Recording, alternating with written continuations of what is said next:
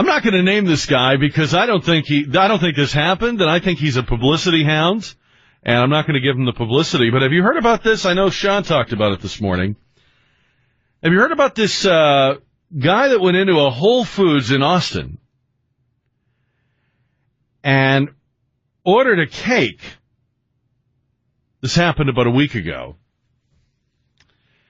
And he is a pastor of a church called the Church of Open Doors, which is an LGBTQ-friendly church. I got all the letters in there. And he says that he ordered a Love Wins cake,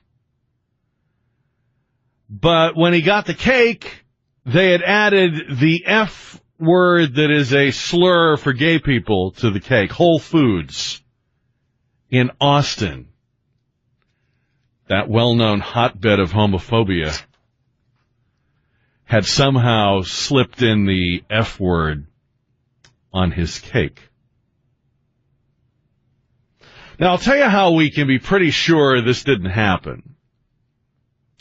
In this day and age, any American business, just about any American business, that gets anywhere near this kind of a scandal is going to so quickly fold up and apologize and let me make it up to you and cakes for life and, Whole Foods is saying, nope, did not happen. We made a Love Wins cake as requested by the guest. That's how the cake was packaged. That's how the cake left the store. Our team members do not accept or design bakery orders that include language or images that are offensive. So they're saying, no, did not happen. This guy has already gotten a law firm, and he's going to sue Whole Foods in Austin. I don't think it happened. I don't know why somebody... let me take that back. I can think of a few reasons why somebody would dummy this up. And we'll talk about that. But you know what I found myself thinking this morning about this story? It's so bizarre. Austin. Whole Foods in Austin. Homophobia. Hatred of gay people. I mean, Whole Foods would be out of business by noon today. But you know what I realized, looking at all the different versions of this story, and it's all over the place. It's gone viral. It's one of the leading trending stories on Facebook right now. I realized, how are we going to explain to some future generation or your future grandchild or something, how will we explain the Great Cake War of 2016? How in the world are we going to explain this?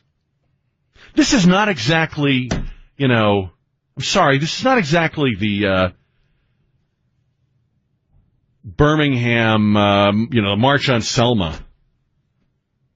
How are we going to explain the Great Cake War? How are we going to explain that this is what mattered? This guy's having a news conference, and he's got a law firm, and he claims that he brought the cake back in, and they offered him a gift card.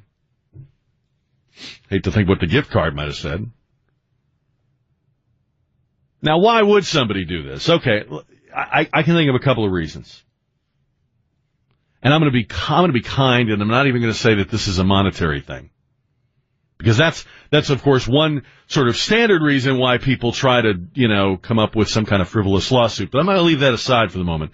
Here's what I think is going on, and I've talked about this before, and you can tell me if you think I'm right or wrong, but there's a whole movement in this country, and there has been for a long time, to fight for things like same-sex marriage, to fight for things like anti-discrimination laws, including a category on gender orientation, which they didn't always. And people fought these fights and won these fights. Same-sex marriage, gender orientation and discrimination in hiring law, things like that. They have been winning these fights. But here's the problem. When you create a cottage industry of outrage and indignation and you run out of fights, it's very hard to close the doors and shut her up and let go of this cause. So I think a lot of LGBTQ activists are spoiling for new fights. They're looking for new battles. I don't think they expected, and this is just my hunch, you can tell me if I'm wrong, I don't think they expected to win as much and as quickly as they have. I think there's a lot of people that don't want to take their ball and go home. I think there's a lot of people that don't want to pack up the office and go home. They've been enjoying their notoriety or their fame or their media attention. It feels good. It feels righteous. And so rather than say, well, you know, these are the things we thought were important and fair, and we got them. And by the way, we're grateful to our fellow Americans who, in every public opinion survey that's taken, seem to be more and more and more and more comfortable and tolerant and accepting of lifestyles that not so long ago they were weirded out by. And popular culture reflects it. And gone are the days where Hollywood stars who were gay had to have a fake girlfriend for publicity purposes. And so rather than say, well, wow, we've come a long way, baby, I think they're looking for new fights. This is a ridiculous example of it. But I'll give you a not so a ridiculous example of it. And it's this sore winning strategy of targeting businesses and going after and trying to find and then go after businesses that, for example, refuse to cater the wedding or take the photographs. You're winning. You're winning, you've won, you're winning, you've won, you're winning, and still you're fighting people who can't stop you, can't even slow you down. And you are insisting that everybody like you, and everybody agree with you, and everybody all think exactly the same, which, of course, at one time you opposed because that didn't work to your purposes. At one time, your whole mantra was, hey, diversity. But then you start winning, and you decide you don't like diversity anymore. Does that make sense? Now, this guy's an extreme and ludicrous example of not wanting to stop warring against people you've already been victorious over, I think. But tell me what you think. 599-5555. You can see the story. It's on the KTSA Jack Riccardi page, and I've got a link to that on my Facebook page. So see the story about Froston and Austin, and we'll talk about it at 599-5555.